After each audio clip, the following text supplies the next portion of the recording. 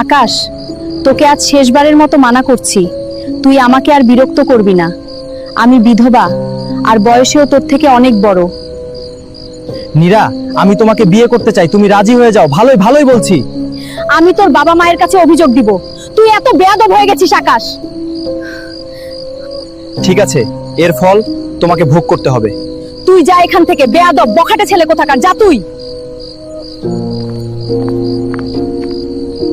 তুই আমার কাছে কেন এসেছিস সেটা বল। বাবা, আমি একটা মেয়েকে খুব পছন্দ করি, বিয়ে করতে চাই, কিন্তু মেয়েটা কোনোভাবেই রাজি হচ্ছে না। আমি তাকে আমার বশীভূত করতে চাচ্ছি।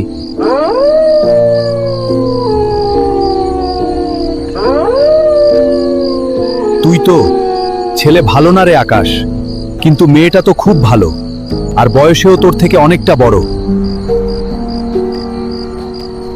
বাবা, সে যাই হোক, আপনি কিছু একটা করেন, যা চাইবেন আমি দিব। ঠিক আছে, তবে মনে রাখিস, এর পরিণতি কিন্তু খুবই ভয়ঙ্কর হতে পারে।